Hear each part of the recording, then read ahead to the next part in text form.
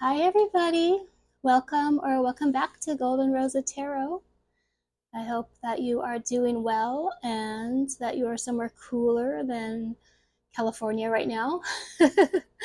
We're in a heat wave. We have these radiant tarot cards with the sun on it to, give honor to the sun who is beating down upon us today. But today I want to explore a very vast topic. So, obviously, in the course of an hour, we're just going to kind of barely touch on it. But that topic is the connection between our passion and our purpose, our desires, and our destiny. Because lately, this has been coming up a lot in my own personal readings. And it's a really interesting topic because in spirituality, there's the concept of the left-handed path and the right-handed path. The left-handed path being that you operate from a perspective of putting yourself first and your desires first and getting what you want from life. And then there's the right-handed path, which is, and this is, obviously very simplified take on it. Right-handed path is putting the collective good before you, serving others, sort of sacrificing yourself in a way to the greater good. And I think, like probably most people who would watch a tarot reading like this, I've leaned more towards the right-handed path, and I tend to focus more on what I can give, how I can be of service, how I can help. And there is nothing wrong with that energy at all, except that I sometimes get frustrated that, I do have desires, and sometimes it feels like, well, why don't those desires ever come into fruition? I have taken a rather passive approach, and I say, well, this is, what I'm working on, this is what I'm trying to do, what I'm trying to give, but I don't put a lot of energy into what I want. I've always kind of considered that to be the realm of some sort of cosmic, Santa Claus like God that will reward me if I'm good with with giving me my desires, right? And conversely, there's people who are more leaning towards the left hand path, and this isn't to make judgments because obviously there's a shadow aspect to both sides, which is what I'm trying to get at. Um, but a lot of the people who I know in this world who have been very successful have described themselves, this isn't me judging them, described themselves as self-centered, as hedonistic, is not a very good person, because those qualities make it, if you're not concerned about anyone but yourself, it's a lot easier to get your needs and desires met if you're not worried about how that's going to affect anyone else, So, what I want to explore today is like, what's that middle ground, like, why have just a left hand or a right hand? Why not have both hands? How do we um, connect our desires and our passions and our purpose and our destiny in a way that we feel happy and fulfilled and passionate about what we're doing, and our desires and needs are being met within reason, and we're also contributing to excuse me, the greater good, because I think, even those people that become very successful in a left-handed way, like, I don't, I don't know. I'm not that, I have not had that experience of being successful in a left-handed way. So I can't say that they're never happy, but I would imagine that there's something not entirely fulfilling about that, that if you go through life disconnected from your feelings, from, the greater whole, that there's something that kind of can damage your own soul in that, and conversely, if you're so right-handed that you're maybe sacrificing your own potential to other people's wounds, maybe, just an example, maybe you have a loved one with a gambling problem and they come to you and ask for you to bail them out, and you had this money set aside to take a class, so if you do that, that would be right-handed, right, to say, well, I'm going to put this person's good above my own and help them, but then I'm not living up to my own potential. And obviously all situations have shades of gray and nuance, and nothing's ever wrapped up in a neat, clean, neat bow. But something that's been coming up in my readings is a lot is how our desires actually connect to our purpose. That they're not. It's not one or the other. It's not that you either pursue your desires or you live your purpose. That actually the things that we desire are probably portals to our purpose. That they're portals to not only our greater awakening, but our ability to help the whole. Like, for example, something that came up with me is I love to travel, and somewhere in the back of my head, I consider it to be like not exactly selfish, but a little bit. Like if I were to go on a trip right now, I would say, gosh, there's so many people in the world who are starving. I have family members that could use help. Like, who am I to take a trip? And another thing that came up in my reading was about learning the truth and speaking the truth, and how by traveling you experience more of reality, and how traveling is a way to experience a larger truth. So if it's your part of your role in life is to uncover and speak truths, then maybe this desire to travel is actually opening you up to broader sense of truth. And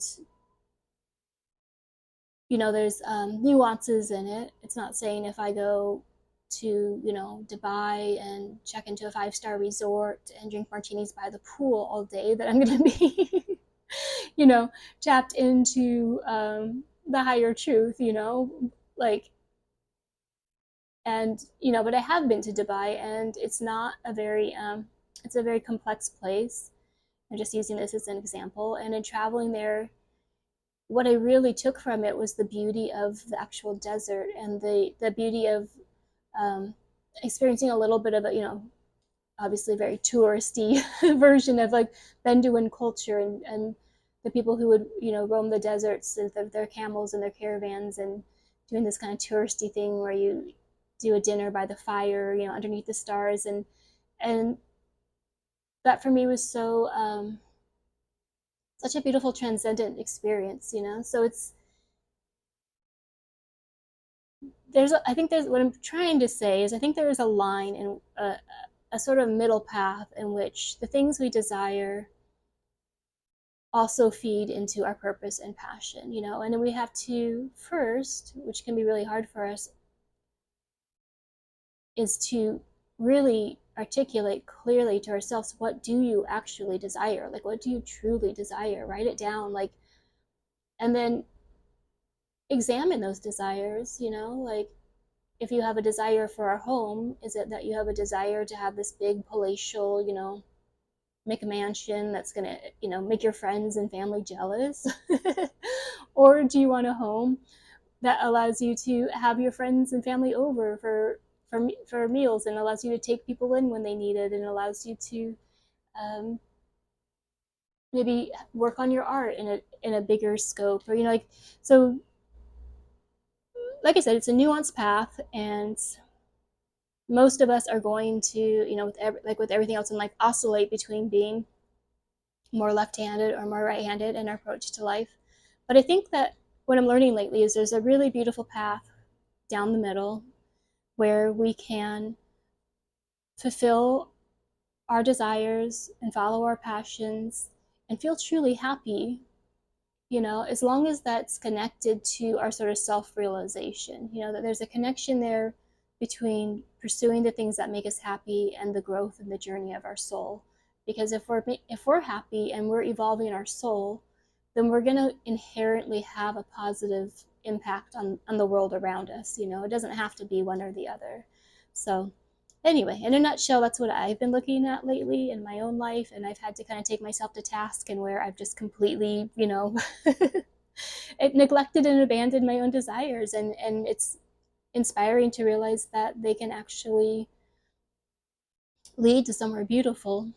And conversely, if you're watching this from the perspective of maybe you have focused purely on your desires without the lens of the evolution of your soul or the greater good, you might find that those desires, upon attaining them, that there's a hollowness, like that is such a cliche story. Somebody makes it in Hollywood and they end up, depressed and addicted to drugs because they're like, I got the money, I got the house, I got the career, I got the fame, I got the hot actress girlfriend, and I'm still sad, because they didn't put any work into their soul. They didn't connect that what they're doing is for the greater good, that if they're a comedian, that they're healing people by making them laugh, and that's a sacred purpose, and that they deserve true happiness. And true happiness comes from, usually, tending to our deeper desires for love and connection, which is usually what people are wanting when they want to become famous. I know when I tried to pursue that path and I moved to LA because I wanted to be a rock star, it was 1,000% that. I just wanted to be loved, and the music scene ended up being a very unloving world, and I wasn't happy at all in that world. but but the underlying desire to be loved and to give love is, I think, really what's motivating us. There's an interesting thing I just saw, like when it showed the heights of the most famous and wealthy CEOs, and they tend to be on the shorter side. Now, I'm someone who doesn't consider height. I don't, it doesn't, it's not a thing for me. Unfortunately, it's a societal narrative. So it's interesting that these men who maybe felt like they were less worthy of love felt the need to accomplish these, really spectacular successes in a material way. But also, conversely, you look at these people and you're like, yeah, but you're not doing much for the greater good, So everyone kind of hates you, and that must not everyone, but the general vibe is these people aren't really appreciated by their society, so they didn't really gain the love and the connection that they were looking for. Really, ultimately, they gained some success, but anyway, I think I'm going to stop babbling and assume that you can reach your own conclusions about this topic. Well, let's see what Spirit has to say about it. Dear Spirit, coming to you today to ask you about the connection between passion, purpose, desire, and destiny. And we're asking you today to give us 3 archetypes that we can work with to consider and ponder.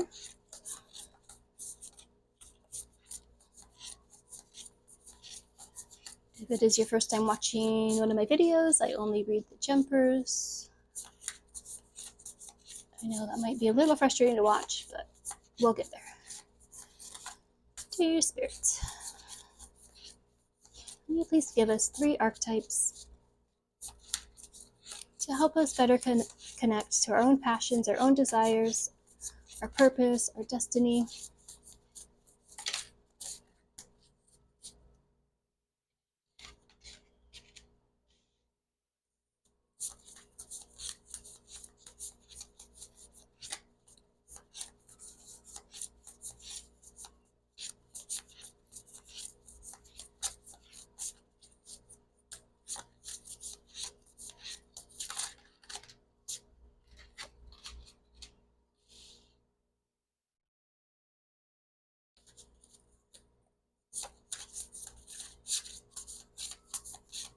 And thank you. Can you please give us one more card, one more archetype to work with today on the topic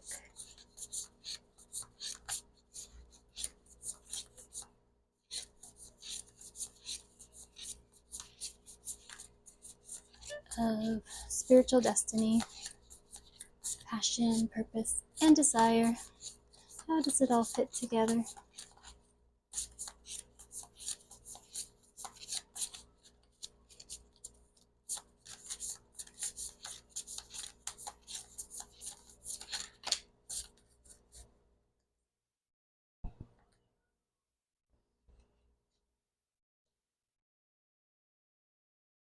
All right.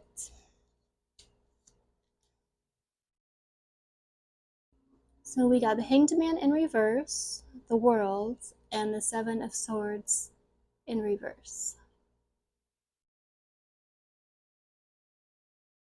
So starting off with the hangman, when the hangman's right side up, it's funny, this just came out, I think, in the last reading I did, or the one before. So when the hangman is in its upright position, the hanged man is actually hanging upside down. And in that difficulty, in that period of hanging upside down, he gains this halo, this enlightenment. And when he's upright, it shows that he's going to go forth into the world now. Now he has this new perspective through going through this hardship of being hung upside down, through being suspended, through this sort of removal from sort of day-to-day life and going through this hardship. He gains perspective, and now our hangman is ready to go out in the world. And I think that's a really important thing to consider when we're pursuing our desires. Is it's not just this path of like the magical wishing genie that just grants our wish straight out. At least if you're trying to fulfill your desires in a soul-driven way, in a way that's for the better good, you know. So if, for example, if you really want a romantic relationship, you might manifest a soulmate who triggers all of your deepest, darkest shadows and hurts you in the most, you know, brutal ways, and that not on purpose. I'm going to be very clear, I'm not talking about abuse, but, you know, maybe through their own avoidance of the connection, etc.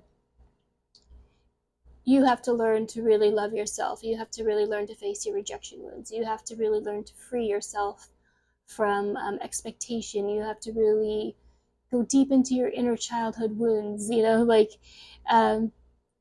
so our path of our desires is, in getting there, is also a path of liberation. You know, it's not just like, okay, I'm gonna, you know, wear this crystal and say this mantra and magically love of my life just going to show up at my door with some roses. You know, it might be a process, and it might be a long process, and it might be a painful process until you reach the point of the inner vibration which resonates with that. You know, when you reach this inner vibration of self-love and self-respect and healing your inner wounds and healing your resistance to being loved, and all of these things that are hard paths, and they can take a long time, then you're going to just kind of naturally resonate with a loving relationship, you know. And so, you know, a lot of new age sort of take on manifestation is like, it's just this skill, and you just, you know, chant this under the full moon, and you know, wear this color, and poof, like magic, you're gonna get your wish, you know. But the path of the soul is that you know, I was saying before, it's like it's your happiness plus self-realization, you know, that inner liberation, which leads to that positive outcome for yourself in the world, you know.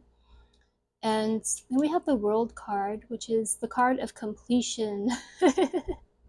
And, you know, the end of a cycle or beginning of a cycle. So maybe this is like when you're in the relationship. But as you can see, that this mandala is so balanced. It's so perfect. Like, we have to trust that there's such a divine plan in the universe, you know, that even when things aren't going the way we want them to go, that there's this bigger plan that is unfolding. And we want to ideally be a part of that, you know. We want to be a leaf or a line or a dot in this bigger mandala, this bigger picture that is so beautiful, that is so harmonious in the whole, you know. We don't want to be this kind of weird squiggly line that comes off to the side and, you know, and is going against the divine plan, you know. So it's like our completion is just one little leaf of this mandala. If you look at this literally like the world, and you look at this as from the perspective of us all being one soul, you know, that your healing is affecting this person's healing, and that their healing is affecting this person's healing, and we're all very interconnected.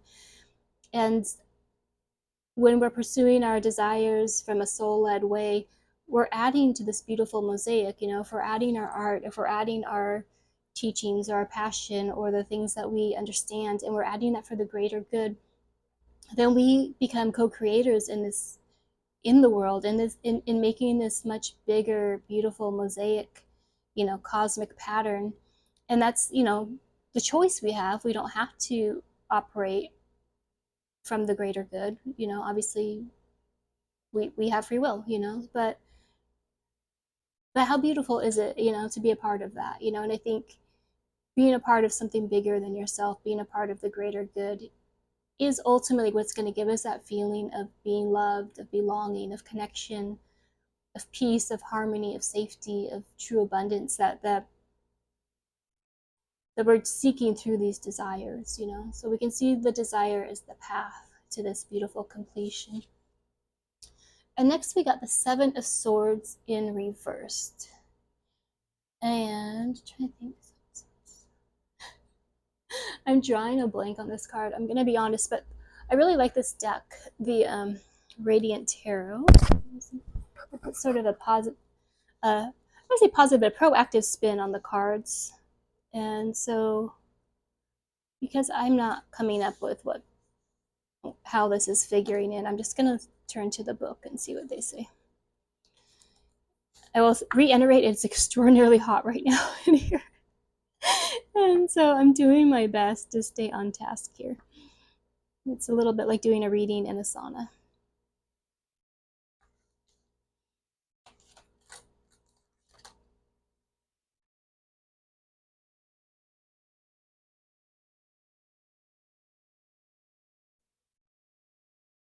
Oh, okay. Yeah. Okay. So I honestly just forgot what this card meant for a second.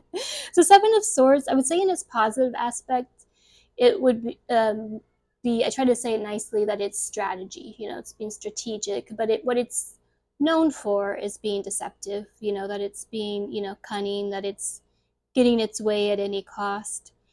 And the fact that this card is showing up in reversed, it would be, the opposite of that energy. And I think it's just saying, now I understand. If we desire to be a part of this, world mandala, this beautiful greater whole, we have to go through our own trials and tribulations to get there, to purify ourselves. That was my slipper.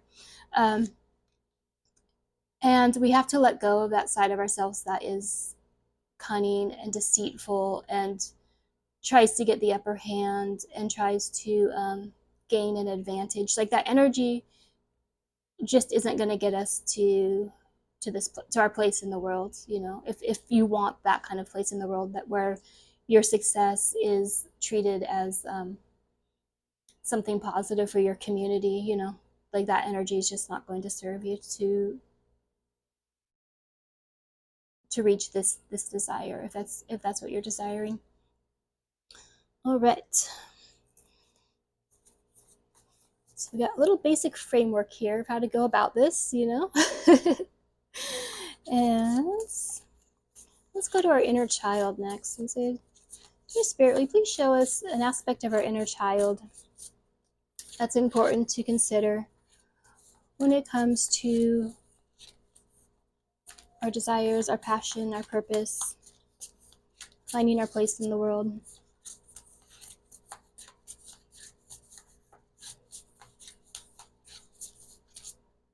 So one turn up, ready to go.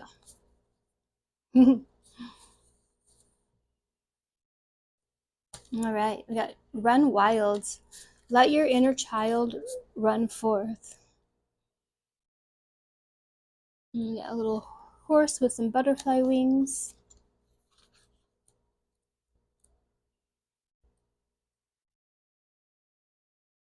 There's a wild aspect to being a child, a sort of carefree naivety partnered with an intense connection to our senses. Children feel things more deeply and experience the world more through their bodies than through their minds. They have little care for how things are supposed to be. While this is obviously not a place we can continually reside as adults, there is a magic to be had in connecting with this mindset again. And yeah, I think that really connects to like what's coming up for me a lot in my readings is connecting to energy of playfulness and possibility and potential. Like, what, if you could just run free, If you could just imagine, like there's the, they always say, if you won the lottery, what would you do? That can cue you into what you really love, where your true passions and desires lead, and oftentimes, and I'm very much, a part of this group, we can be so bogged down by survival or fear that it can be really hard to even see past, the next paycheck or the next, like we're just kind of in the grind, and so in order to really connect with our passions, in order to really connect with our desires, we have to, at least in our imagination, allow ourselves to really dream, to really say, what really excites me, what really, you know, lights my inner flame, and make note of that, be at least self-aware of what it is we truly desire, at the deepest root of it, because how can we steer ourselves towards that desire in our actions and in the small steps we make every day if we don't even know what that is? And I think for a lot of us, we're just, our desires just are like they feel so unreachable, or you can't even like get to that place of like knowing what they are. So I think that's absolutely the first step. If I were to make advise you on this, I would say, yeah, please do this meditation. And I had to do it recently too, and be like, what do I actually want? Because I was really stressed out about my physical circumstances, and I had to be like, well, whatever energy I expel is going to go somewhere, so what do I really want? Where do I want to turn my energy? And you can't really do that without letting your inner most self, I always think of the inner child as your most pure innermost self, like let it run free, let it run wild. What does it want to do? How does it like to play? So thank you for that beautiful message. And if you've watched my readings before, I always like to get a plant, an animal, and a mineral, check in with our elemental buddies. So our dear plant spirits, how would you advise us to connect our passions, our purpose, our desires, and our destiny? Thank you. Which plant spirit would like to teach us about this lesson? Hops. All right.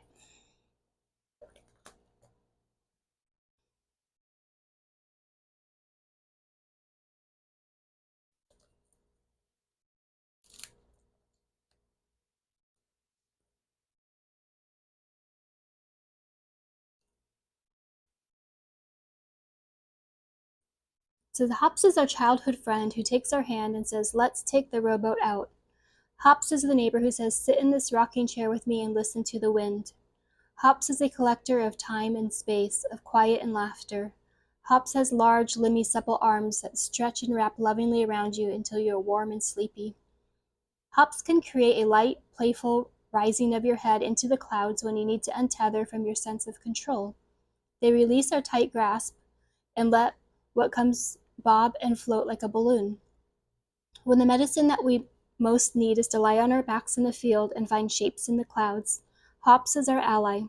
Hops loosens the gears of our reality, oils them, and then tightens them to just the right tension, allowing flexibility and bounce. This bitter, citrusy, sweet plant ally has been a long, long friend of the human world. It is an integral part of our ability to connect, relax, sleep deeply. We have known this plant as a soother and a warm breeze for more time than numbers can express. Hops is a weaver of moonbeams and visions, a vine that can grow long and high, whose golden resin floats in the air of night and causes sweet and languid dreams. Hops is a shadow plant, but one that makes the darkness sparkle. If you find yourself anxious, beholden to the details, tied up, clenching, in need of control, invite Hops in. Invite both the losing and finding your way, the lightning and the floating. Lie down and watch the stars come out together.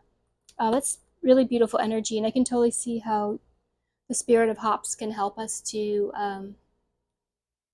deeply relax, which can help us to dream, literally, and then to dream figuratively, to sort of unwind that tight sense of the external world. come into more of our own internal archetypes and mythology. And yeah, that's a beautiful plant spirit to come through, because, so I was saying, we can be so caught up in the quote unquote real world, which is just someone else's imagining of the world, you know. Someone else imagined we have to do things this way, but how do you imagine things can be done, you know? And hops is a beautiful plant spirit that can help us kind of loosen our grasp and dive deeper into our own spiritual imprint. So that's a beautiful message. Thank you. And next, I'd like to go to the animals. Your dear animal friends, do you have a message for us about how we can connect to our desires, our passion, our purpose, and our destiny? Thank you.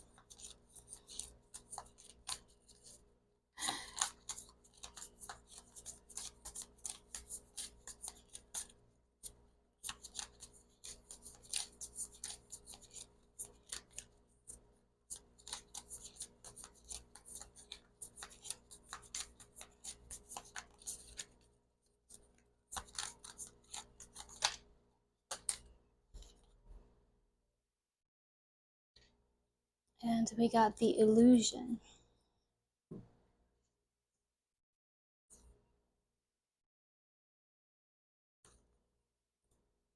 And the animal for the illusion is the phantom shark. In this card, we see a harpoon searching the sea for a dangerous shark that appears only in your mind's eye. Phantom shark has a direct message for you today. Your current fear, worry, or insecurity is all an illusion. You have tricked yourself into hunting for a thing that doesn't exist. By putting so much attention and effort into combating or avoiding what you're afraid of, you're simultaneously engaging and feeling it. Yeah, I just watched just a real short video on YouTube. It was Sadhguru talking about anxiety, and he was saying we're always creating a movie in your head, in our heads. So what movie are you creating? You know, like, because we're gonna expel that energy regardless. You know, you could create a movie where, you know, you don't get a job, you end up homeless. You know, this is a movie I often create. And you know, you become destitute and everything's horrible. Or, you know, with that same energy that we have, you know, X amount of every day, you can create a movie in your head where you're like, wow, I found an amazing job that I love and I'm thriving and I'm doing great, you know. So the power of the mind and the things that we allow it to play to ourselves, the movies we play to ourselves, are, you know, it's just, like I said, we have what, you know, however many waking hours we have in a day, and an X amount of thoughts that are going to run through our heads. So what are we fueling? You know, are we fueling our fears? Most fears quite literally exist only in our minds. When you feel small, insecure, or controlled by fear, this is not your true self. This is your programmed self, ruled by the limbic system, ego, and past traumas, and the false marketing that always shames us into feeling not good enough. This illusion will tell you you are not worthy, make you feel scared, keep you with someone who treats you poorly, make you feel the need to compete with and be better than others. The challenge in the challenge lies in how powerfully real this illusion appears. It colors every aspect of your reality like a cloud of thick gray smoke. While you can always avoid being caught in the smoke, or cannot always avoid being caught in the smoke, you can recognize when you're in it. This is the most important part of seeing clearly. You must first understand that you are in the illusion before you can escape it. The more you become cognitively aware of the smoke, the less power it has over you. Right now, the shark's medicine for you is to understand whatever currently brings you fear is not actually the truth. You're safe and everything's going to work itself out. Do not make big decisions when the gray smoke is visiting. Soon you will see clearly.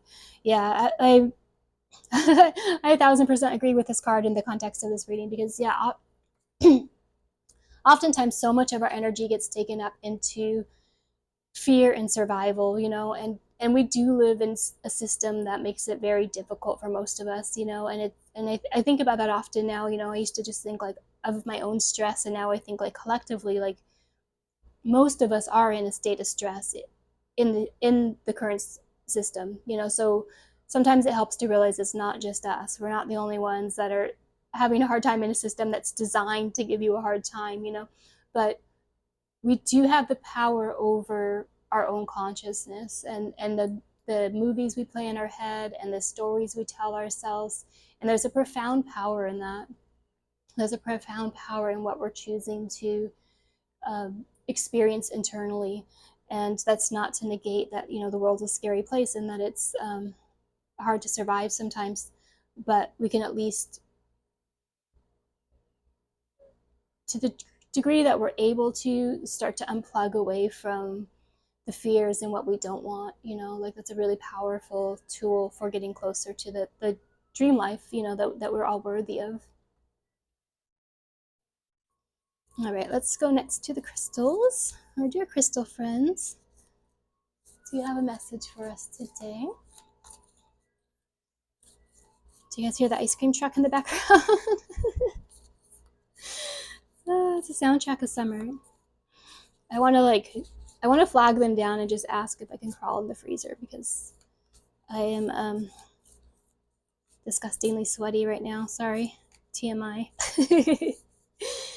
All right, our dear crystal friends, how would you advise us to connect with our passion, purpose, desires, destiny? What's your take on all this? Oh, somebody wants to come out there. I see you. All right, we have kyanite. I love kyanite. I always use the kyanite when I do readings. All right, so it's a beautiful blue stone. And its message says, truth, communication, and clarity. Speak your truth. Kyanite cuts through confusion, fears, and negativity and connects you to your most authentic self, soothing the soul. Kyanite sharpens your leadership skills and enhances communication skills, giving you the boost you need when addressing groups. Kyanite opens pathways and acts as a bridge from person to person or even between dimensions, delivering telepathic messages. Kyanite is especially great for opening your throat chakra, bringing clarity and focus where you need it. So yeah, I think that those keywords, truth, communication, and clarity, are really, really important when we're building the life that we actually want. Because first, right, we have to get the truth. We have to be like, this is my truth. This is what I want, you know? And then we have to communicate that to the universe, you know, in whichever way, you know, like if it's through prayer or affirmations, you know, to speak this truth into reality and to be clear about what we want. That, like, it's like, how are you going to get what you want if you're not clear about it? How are you going to get what you want if you're not communicating that on some level, you know? And how can we know what we want if we're not clear, you know? So these are really, it's really, really simple, but it's really key, because I realized, you know, for myself, it's like, I can still do these readings, I can still do all my spiritual work, I can still do everything I do for other people, and take 20 minutes a day to read through my list of desires and say mantras and give thanks for them coming into being, and pray for them to happen for the greater good, you know. And it takes 20 minutes on my day. It's not taking away from anything else to also address my desires, you know. So get clear about what you want and speak that truth, you know, to yourself at least. I mean, you don't always have to share your dreams with other people when they're, you know, especially when they're just budding, but you have to be clear about what you want. You have to speak that truth to yourself at least, you know, and at least don't speak against your truth when you're speaking to others. And yeah, be very clear in your communication. Speak to the universe what you want. Speak to yourself what you want. Speak, this is my truth, you know, whatever that is. So beautiful message from Kyanite. Thank you. Oh, and also I keep my Kyanite in my pillow because I find it helps me have dreams. Like, so it's just another added benefit of Kyanite, and that kind of goes back to this hops energy of how we need to sort of release ourselves from the grip of quote unquote day-to-day life and reality to connect to our dreams and our visions sometimes. All right. So I'm gonna go now and get a card from the alchemy deck and see if there's an alchemical ingredient that could help us. Dear Hermes Trismegistus, use the patron deity of alchemy. Please give us an alchemical process today to help us connect our passions, our desires, and our destiny. Thank you.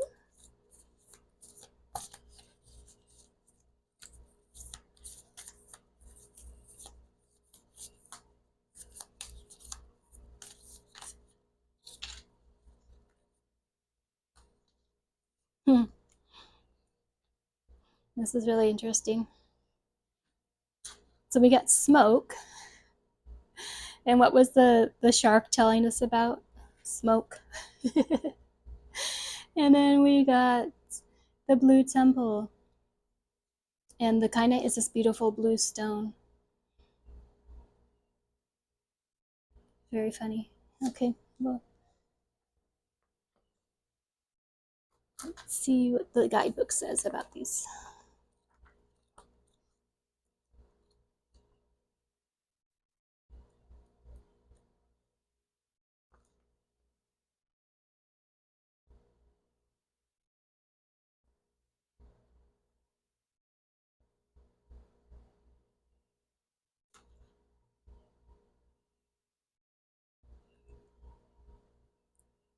Smoldering, warning, and illusion. Yeah, this is the illusion. That's so funny. Smoke is a tantalizing phenomena. Stealth-like and seductive, it swirls and twists, rising and appearing. It travels great lengths when its signature scent, warning of a flame somewhere in life's laboratory. Such is the nature of the smoke card. When present, the senses are aroused and enticed, yet the warning of fire cannot be ignored. What kind of smoke is it? Was the fire intended? A ritual or an accident? Does the smoke carry notes of incense and herbs, or is it laced with fear-stricken scent of destruction? The smoke cards ask us to wake up, to become alert to what is happening around us. Something burns. Those around you may fall under smoke's seduction, or they may flee in panic. Don't get distracted by their response. Stay in your own laboratory and see what emerges as you study the smoldering veil.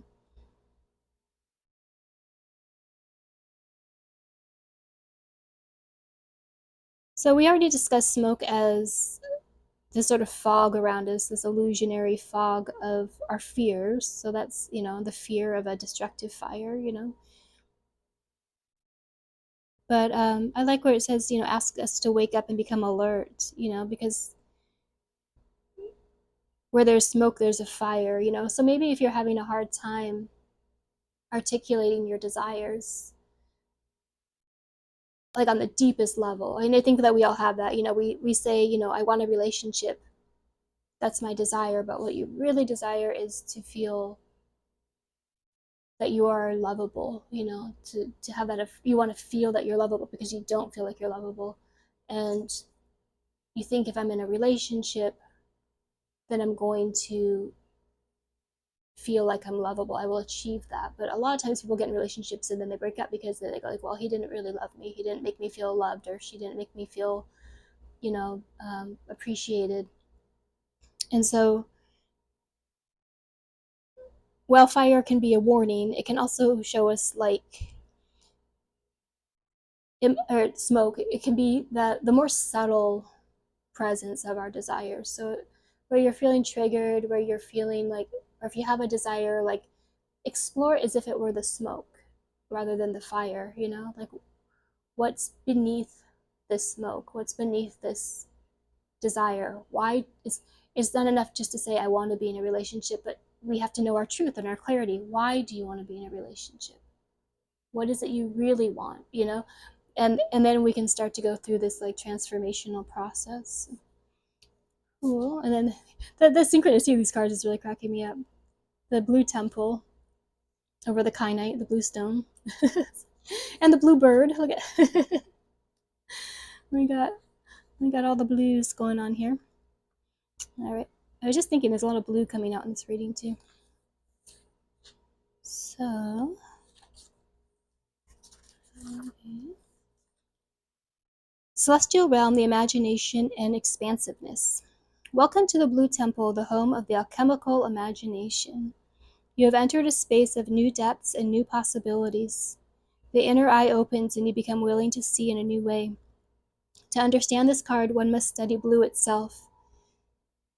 It is the celestial color of the sky, the ocean, and the peacock's tail. Though potent, blue slips away.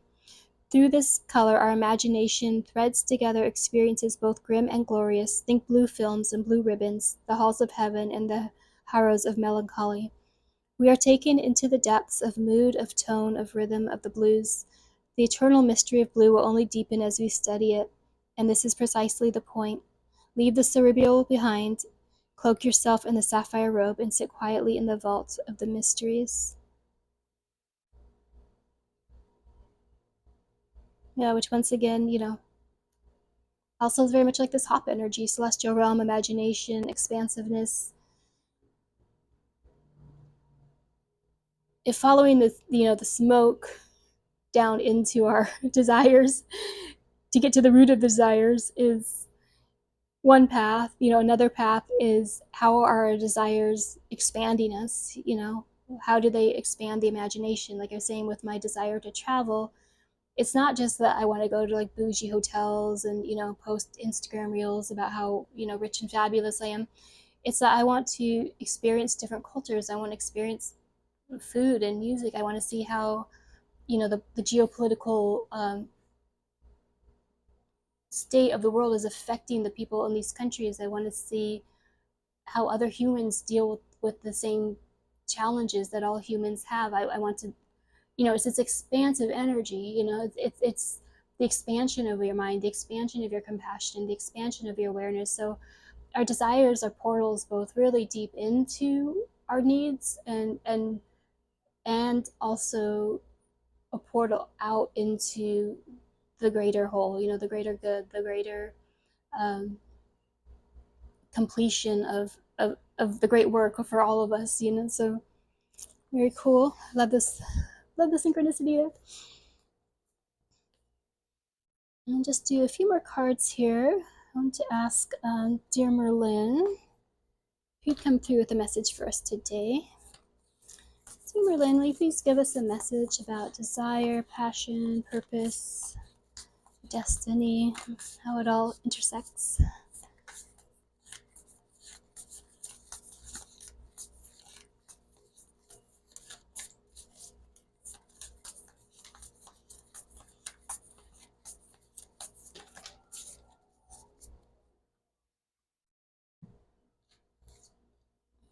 All right, we got influence, be aware.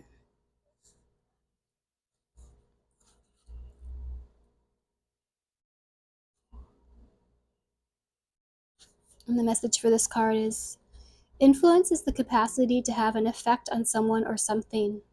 It is an expansive energy radiating out and affecting all who are around.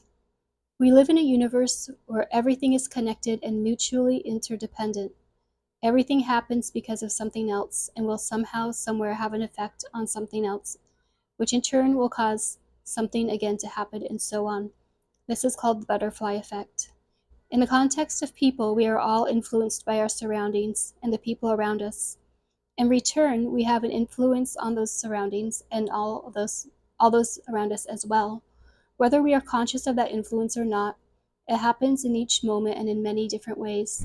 Sounds, fragrances, light, flavors, experiences, conversation, music, dreams, fantasies, movies, social media, all of it influences us on some level.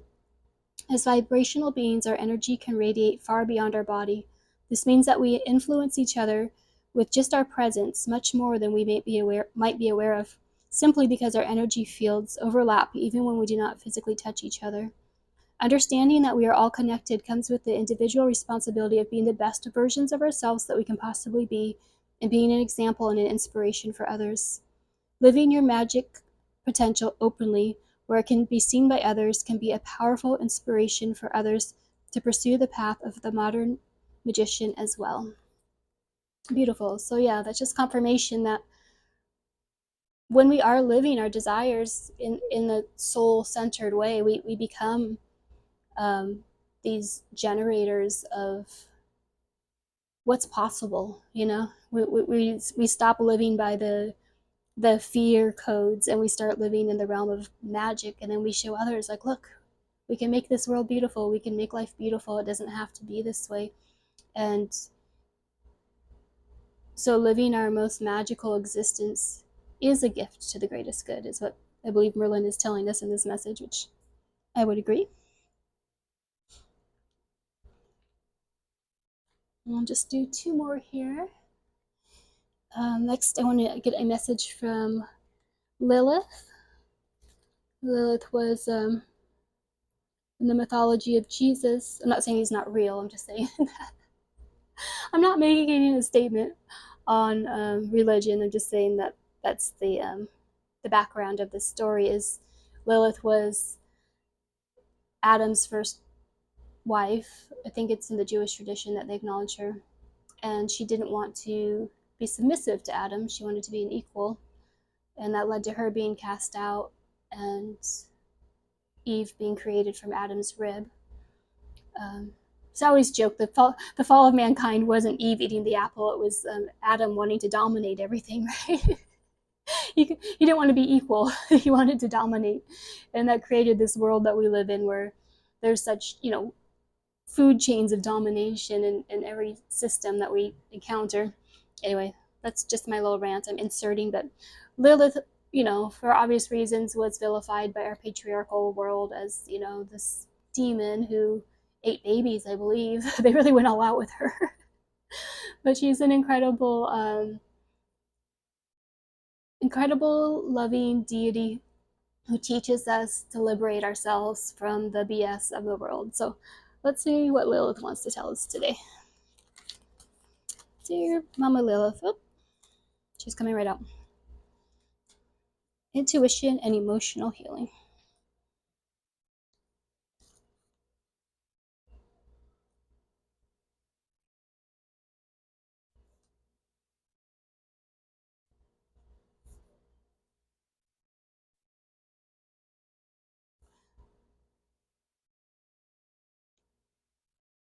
The moon is the eternal cosmic mother, reflecting the paternal sun.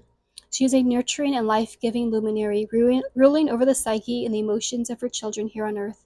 When you receive the moon card in a reading, it indicates a strengthening of your intuition and increased receptivity. The answers you seek are already inside of you. Listen to your gift of psychic awareness and allow it to guide you forward. If something doesn't feel right, reflect on why. You may be feeling a sense of fatigue, and the moon is encouraging you to pour into yourself right now. Have you taken time to nurture yourself? In astrology, the moon represents your emotional reactions, soul, and internal nature. The moon takes 2.5 days to move through a zodiac sign and rules over the water sign of Cancer. Mother Moon also represents your comfort zone and the relationship you had with your mother in astrology.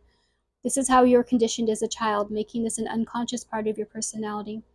The key is to nourish your moon by understanding what emotionally aligns with you and consciously making decisions to support it. It's incredibly important to understand and honor your moon signs, as your emotions are part of your manifestation power. If you don't feel emotionally aligned in your life to your moon's needs, it can create inner turmoil. The following is a quick guide to what your moon sign needs to feel emotionally aligned. So it says if your moon is in Aries, leadership; Taurus, security; Gemini, communication; Cancer, nurturing; Leo, creativity; Virgo, intelligence; Libra, harmony; Scorpio, stability; Sagittarius, freedom; Capricorn, structure; Aquarius, intellect; and Pisces, sensitivity. It says your psychic awareness is increasing. Listen to this information and allow it to guide your way. So yeah, it's very hard to live our fullest potential if we haven't done our emotional healing work. That's where we get really stuck, in energies that don't need to stay with us. Obviously when things happen, they really affect us, and there's a period of time of healing. It doesn't happen overnight, but it's just this dross and this heaviness that weighs us down in the world if we haven't dealt with our emotional issues. And one way I do emotional healing is there's just so many people on YouTube that offer Reiki, that offer quantum healing.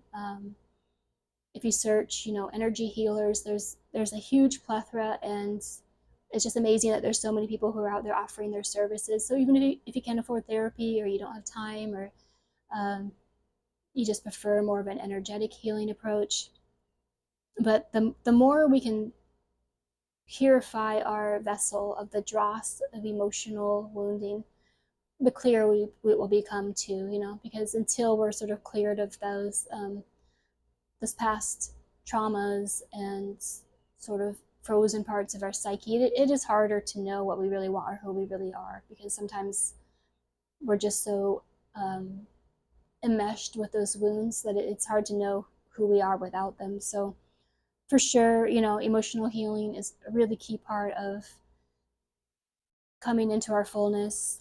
It also helps the greater collective, because when we're healed emotionally, we're less likely to hurt other people. And the more we're clear in our energy field, the more we can connect to our intuition and start leading a more magical life, and doing things that are more spirit guided as opposed to fear guided. So thank you, Lilith, for that beautiful message. And I'm just going to wrap up today with the final card from the Sacred Destiny deck. Dear Spirit, thank you so much for guiding us through this reading today. And ask for just one more message to close out. What's your final message today on living our passion, our purpose, and our destiny? Thank you.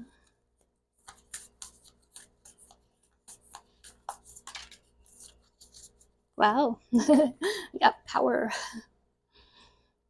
All right, there's not room for everything here. I'm just going to put that in the middle.